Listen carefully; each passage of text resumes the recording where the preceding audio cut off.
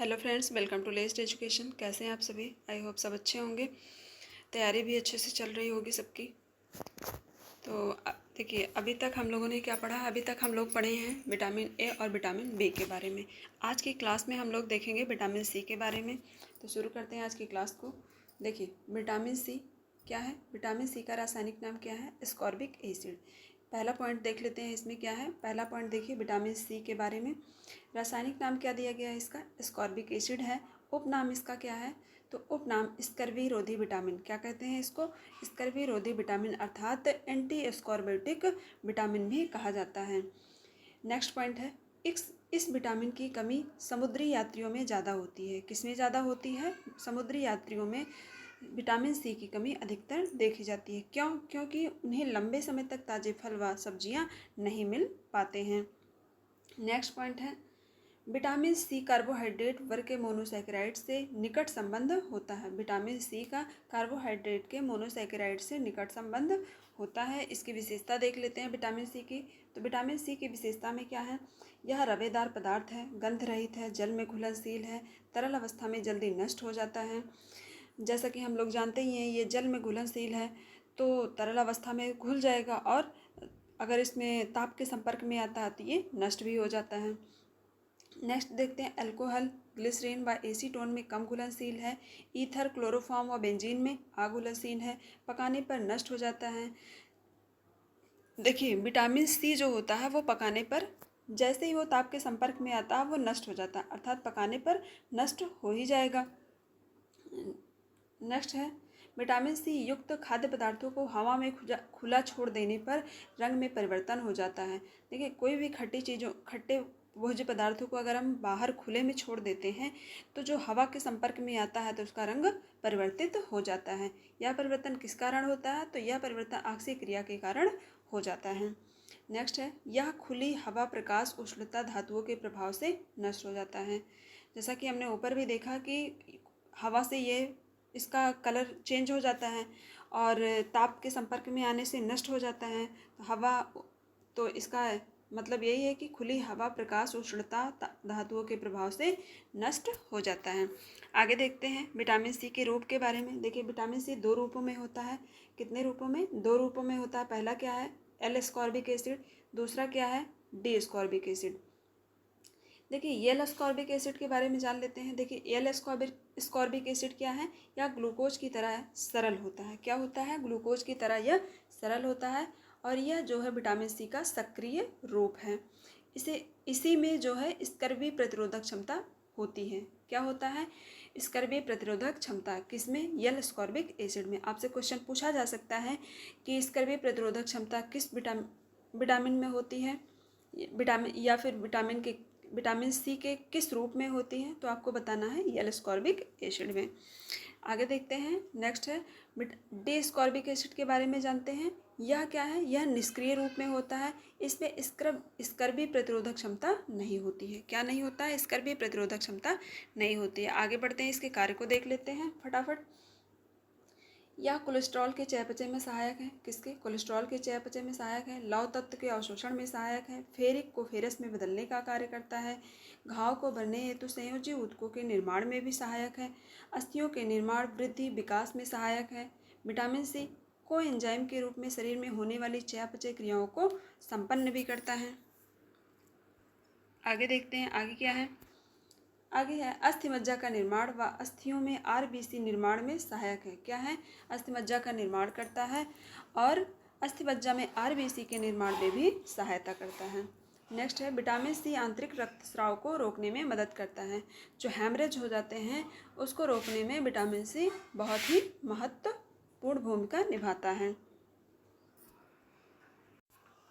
Next देखते हैं, next है, यह पथरी को बनने से रोकता है। क्या? पथरी को बनने से रोकता है, इसलिए इसे एंटी स्टोन विटामिन कहते हैं। क्या कहते हैं इसे? एंटी स्टोन विटामिन भी कहते हैं।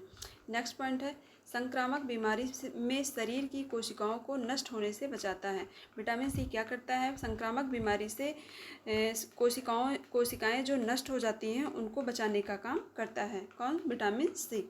विटामिन सी एंटीऑक्सीडेंट के रूप में भी कार्य करता है। क्या करता है? विटामिन सी एंटीऑक्सीडेंट के रूप में भी कार्य करता है। नेक्स्ट पॉइंट है विटामिन सी एड्रिनल ग्रंथि के हार्मोन के संश्लेषण में सहायता करता है। क्या करता है? विटामिन सी एड्रिनल ग्रंथि से जो हार्मोन का स्रावण होता है उसके संश्लेषण में सहायता करता है। आगे बढ़ते हैं। आगे नेक्स्ट पॉइंट है कार्टिकल हार्मोन के संश्लेषण में सहायक किसके? कार्टिकल हार्मोन के संश्लेषण में सहायक है। देखिए विटामिन सी की कमी के कारण एड्रिनल ग्रंथि से स्रावित हार्मोन्स का संश्लेषण नहीं हो पाता। जैसा कि हमने यहाँ भी देख लिया है कि एड्रिनल ग्रंथि से जो हार्मोन का स्रावण होता है उसके संश्लेषण में सहायक होता है विटामिन सी। यहाँ भी लिखा है यही चीज़ें हैं। विटामिन सी की कमी के कारण एड्रिनल ग्रंथि से हार्मोन जो स्रावित होता है उसका संश्लेषण नहीं हो पाता है, जिसके कारण एड्रिनल कॉर्टेक्स का आकार क्या होता है? बढ़ जाता है, जिसे क्या कहते हैं? हाइपरट्रोपी कहते हैं। क्या कहते हैं? हाइपरट्रोपी कहते हैं। नेक्स्ट पॉइंट है टायरोसिन तथा फिनाइल अमीन के चयापचय में सहायक है। क्या है? टायरोसिन और फिनाइल अमीन के चयापचय में सहायक है। अब देखते हैं विटामिन सी की कमी से कौन कौन सी बीमारियां हो जाती हैं। तो देखिए विटामिन सी की कमी से पहला तो जिंजिवाइटिस हो जाता है, दूसरा क्या है? स्कर्वी नामक रोग हो जाता है। जिंजिवाइटिस के लक्षण क्या है? जिंजिवाइटिस के लक्षण हम लोग देख लेते हैं पहले। मसूड़ों में सूजन, खून आना आदि। क्या है? मसूड़ों में सूजन हो जाती है, खून आता है, दर्द होता है, ये सब जिंजिवाइटिस के लक्षण हैं। आगे देखते हैं स्कर्वी। स्कर्वी को कुछ और नामों से जाना जाता है। स्कर्वी के कुछ उपनाम हैं जिसको पहले हम लोग देख लेते हैं। क्या है? स्कर्वी है, इसका उपनाम क्या है? नाभिक रोग है, और इसे हम क्या कहते हैं? शीडल्स डिसीज़ कहते हैं, और मोलर डिसीज़ भी कहते हैं, और हाइपर स्कॉर्बेमिया कहते हैं। स्कॉर्ब्यूटस भी कहा जाता है। क्या क्या कहते हैं? नाभिक रोग कहते हैं, शीडल डिसीज़ कहते हैं, मोलर डिसीज़ कहते हैं, हाइपोस्कॉर्बेमिया कहते हैं, और स्कॉर्ब्यूटस भी कहा जाता है। अब देख लेते हैं स्कर्वी जो होता है ये कितने तरीके का होता है। देखिए स्कर्वी जो होता है ये दो तरीके से होता है। एक शिशु स्कर्वी है, दूसरा क्या है? वयस्क स्कर्वी। क्या है? वयस्क स्कर्वी और शिशु स्कर्वी। शिशु स्कर्वी कितने माह के बच्चों में होता है? तो ये 24 माह तक के बच्चों में होता है। देखिए शिशु स्कर्वी का कारण क्या है? शिशु स्कर्वी का कारण है कृत्रिम दूध अर्थात पाश्चुरीकृत दूध का सेवन। देखिए 2 साल से कम उम्र के जो बच्चे होते हैं उनमें अगर हम कृत्रिम दूध अर्थात फार्मूला मिल्क देते हैं तो उसमें ज़्यादातर संभावना हो जाती है कि शिशु स्कर्वी रोग हो जाए। इसके लक्षण क्या हैं? इसलिए जो है डॉक्टर्स मना करते हैं कि फार्मूला मिल्क बच्चों को नहीं देना है। चलिए इसके लक्षण देख लेते हैं शिशु स्कर्वी के। शिशु स्कर्वी के लक्षण क्या है? भूख न लगना, बेचैनी, त्वचा के नीचे रक्तस्राव, मसूड़ों में सूजन, बेहोशी के दौरे, हड्डियों के सिरे पर सूजन, यहाँ तक कि मृत्यु भी हो जाती है। आगे देखते हैं इसमें वयस्क स्कर्वी में। वयस्क में जब स्कर्वी नामक रोग हो जाता है तो उसके लक्षण क्या होते हैं? जोड़ों में दर्द होता है, सूक्ष्म रक्तस्राव, भयंकर दशा में रक्त सिराएं कोमल व टूटने लगती हैं। क्या होता है? अगर स्कर्वी जो है भयंकर रूप धारण कर लेता है तो उस दशा में क्या होता है कि रक्त सिराएं जो होती हैं वो कोमल हो जाती हैं और टूटने लगती हैं, जिससे रक्तस्राव अधिक होने लगता है। इसके बाद क्या होता है? मसूड़ों में दर्द और ढीलापन हो जाता है, रक्त में रुधिर प्लाज्मा की कमी हो जाती है, रक्त में लोहा उपयोग बाधित हो जाता है, फलस्वरूप क्या हो जाता है? एनीमिया हो जाता है। इसमें भी अगर स्कर्वी अपना घातक रूप धारण कर लेती है तो व्यक्ति की मृत्यु भी हो जाती है। आगे देखते हैं इसके स्रोत क्या हैं। तो इसके स्रोत जैसा कि हम लोग जानते हैं विटामिन सी खट्टे फलों से प्राप्त होता है, तो इसके स्रोत को देख लेते हैं। खट्टे रसीले फल से प्राप्त होता है, आंवला, दालों के अंकुरण, हरी मिर्च, खमीरीकृत भोज्य पदार्थों में विटामिन सी पाया जाता है। देखिए सब पूछा जाएगा क्वेश्चन आपसे कि विटामिन सी सबसे ज़्यादा किन भोज्य पदार्थों में पाया जाता है, तो राइट आंसर क्या होगा? आंवला। आंवले में सबसे ज़्यादा विटामिन सी पाया जाता है। चलिए आगे बढ़ते हैं। आगे है अवशोषण। देखिए अवशोषण तो हम लोग पढ़े ही हैं कि जो जल में घुलनशील विटामिन है उनका अवशोषण तो हो जाता है लेकिन संग्रह नहीं हो पाता है। तो अवशोषण के बारे में देखते हैं। छोटी आंत में होता है। कहाँ होता है? छोटी आंत में होता है, परंतु जब अमाशय में एसिड की कमी हो जाती है तो विटामिन सी का संग्रह किडनी की क्रियाशीलता पर निर्भर करता है। जब देखिए अमाशय में एसिड की कमी हो जाती है तो विटामिन सी का संग्रह जो है वो किसके क्रियाशीलता पर निर्भर होता है? किडनी की क्रियाशीलता पर निर्भर होता है। आगे देखते हैं संग्रह। देखिए एड्रिनल और पिट्यूटरी ग्रंथि में विटामिन सी थोड़ी मात्रा में संग्रहित होता है। क्या होता है? एड्रिनल और पिट्यूटरी ग्रंथि में थोड़ी मात्रा में संग्रहित होता है विटामिन सी। चयापचय के बाद इसकी अतिरिक्त मात्रा ऑक्जेलिक एसिड के रूप में उत्सर्जित हो जाती है। किस रूप में उत्सर्जित होती है? तो ऑक्जेलिक एसिड के रूप में उत्सर्जित होती है। उत्सर्जन किस माध्यम से होता है? तो उत्सर्जन मूत्र के द्वारा हो जाता है। अतिसार की स्थिति में यह स्टूल के द्वारा भी उत्सर्जित होता है। अब देखते हैं विटामिन सी की कमी का परीक्षण कैसे पता किया जाता है कि व्यक्ति को विटामिन सी की कमी है। इसलिए कौन सा परीक्षण किया जाता है? स्कॉर्बिक एसिड को 2,6 डाइक्लोरोफिनॉल एंडोफिनॉल फिनॉल टेट्रेशन टेस्ट किसके? 2,6 डाइक्लोरोफिनॉल एंडोफिनॉल टेट्रेशन टेस्ट के माध्यम से पता लगाया जाता है कि किस व्यक्ति को विटामिन सी की कमी है। आगे देखते हैं क्या है स्कॉर्बिक रोजरी क्या है? ये विटामिन सी की कमी से होने वाली बीमारी है। इसमें क्या होता है कि छाती के सामने की हड्डी अंदर की ओर धंस जाती है। जो हमारी पसलियाँ होती हैं वो अंदर की ओर धंस जाती हैं। पसलियाँ विशेष प्रकार से हड्डी जो होती है, छाती के सामने की हड्डी जो होती है वो धंस जाती है और पसलियाँ क्या होती हैं? उभरी हुई प्रतीत होने लगती हैं, जिसे हम क्या कहते हैं? पिजन चेस्ट भी कह सकते हैं। चलिए, विटामिन सी खत्म होता है। इसके बाद हम लोग पढ़ेंगे विटामिन डी के बारे में। स्टार्ट करते हैं विटामिन डी को। विटामिन डी क्या है? यह वसा में घुलनशील विटामिन है। क्या है? वसा में घुलनशील विटामिन है, फैट सोल्यूबल है। इसका रासायनिक नाम क्या है? इसका रासायनिक नाम है कैल्सीफेरॉल। क्या है? कैल्सीफेरॉल है। या आपसे क्वेश्चन पूछा जाता है कि विटामिन डी का रासायनिक नाम क्या है, तो आप क्या बताएंगे? कैल्सीफेरॉल है। आगे देखते हैं इसके उपनाम भी हैं। इसके उपनाम में क्या है? कौन कौन से उपनाम हैं? सनसाइन विटामिन भी कहते हैं। क्या कहते हैं? सनसाइन विटामिन कहते हैं। एंटी रिकेटिक विटामिन कहते हैं। क्या कहते हैं? एंटी रिकेटिक विटामिन कहते हैं। एंटी रिकेट्स विटामिन भी कहते हैं। एंटी रिकेटिक विटामिन क्या है? अस्थि विकृत नाशक विटामिन, रिकेट्स रोधी विटामिन। आगे देखते हैं इसके बारे में कुछ इंपॉर्टेंट पॉइंट्स। देखिए, सन 1922 में मैकोलम ने अपने प्रयोग में बताया था कि यदि कॉड लिवर ऑयल से विटामिन ए को अलग कर दिया जाए तो वह भी रिकेट्स का उपचार करता है। क्या होता है? अगर हम कॉड लिवर ऑयल से विटामिन ए को अलग करते हैं तो ये भी जो है रिकेट्स के उपचार में अपनी भूमिका निभाता है। नेक्स्ट पॉइंट है भोजन में यह विटामिन प्रोविटामिन के रूप में मिलता है। क्या होता है? जो विटामिन डी होता है ये हमारे भोजन में किस रूप में मिलता है? तो प्रोविटामिन के रूप में मिलता है। नेक्स्ट पॉइंट है सूर्य की अल्ट्रावायलेट किरणों के प्रभाव से शरीर संश्लेषित हो सकने की क्षमता के कारण, क्या अल्ट्रावायलेट किरणों से प्रभाव से शरीर में संश्लेषित हो सकने की क्षमता के कारण इसे क्या कहते हैं? सनसाइन विटामिन भी कहा जाता है। इसकी विशेषता के देख लेते हैं। विशेषताएं क्या हैं? देखिए, वसा में घुलनशील है, जैसा कि हमने स्टार्ट में ही देखा कि ये किस में घुलनशील है? तो फैट सोल्यूबल है। यह सफ़ेद रंग का क्रिस्टलीय पदार्थ है, गंध रहित है, अम्ल क्षार ताप और ऑक्सीजन के प्रति स्थिर है। क्या है? अम्ल क्षार ताप ऑक्सीजन के प्रति स्थिर है। इसके बाद विटामिन डी के प्रकार देख लेते हैं। क्या है? विटामिन डी कितने प्रकार का है? विटामिन डी मुख्यतः 2 प्रकार के हैं, विटामिन D2, विटामिन D3। क्या है? विटामिन D2 और विटामिन D3। विटामिन D2 को क्या कहते हैं? अर्गो कैल्सीफेरॉल कहते हैं। क्या कहते हैं? अर्गो कैल्सीफेरॉल अर्थात अर्गोस्टेरॉल भी कहा जाता है। दूसरे विटामिन D3 को क्या कहते हैं? कोले कैल्सीफेरॉल। क्या कहते हैं? कोले कैल्सीफेरॉल अथवा डिहाइड्रो कोले कैल्सीफेरॉल भी कहा जाता है। आपसे पूछा जाता है कि अर्गोस्टेरॉल किस विटामिन को कहते हैं, तो आप क्या बताएंगे? Vitamin D2। और कोले कैल्सीफेरॉल किसे कहा जाता है? विटामिन D3 को। आगे देखते हैं इसके बारे में। विटामिन D2 क्या है? यह वनस्पति ऊतकों में पाया जाता है। किस में पाया जाता है? तो वनस्पति ऊतकों में पाया जाता है।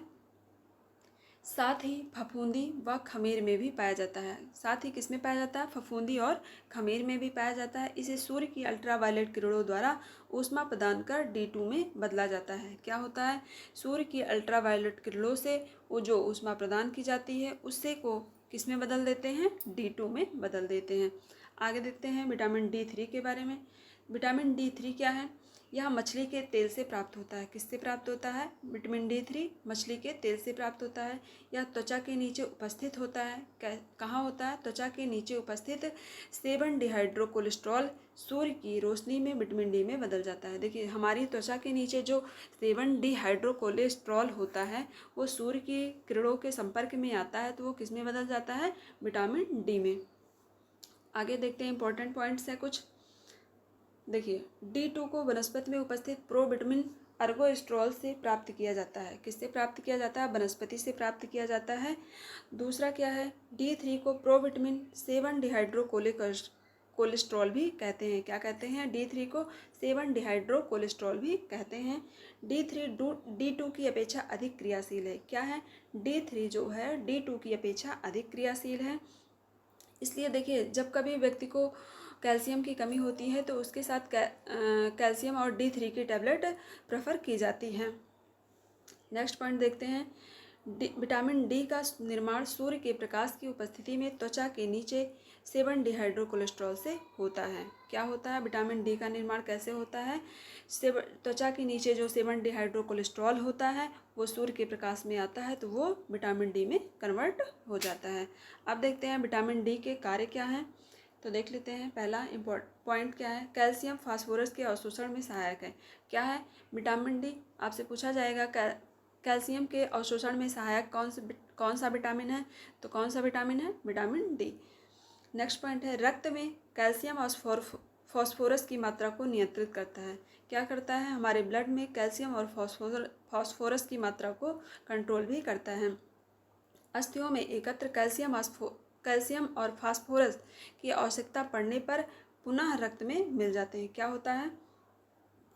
जो अस्थियों में एकत्र होते हैं कैल्शियम और फास्फोरस वो आवश्यकता पड़ने पर रक्त में पुनः मिल जाते हैं।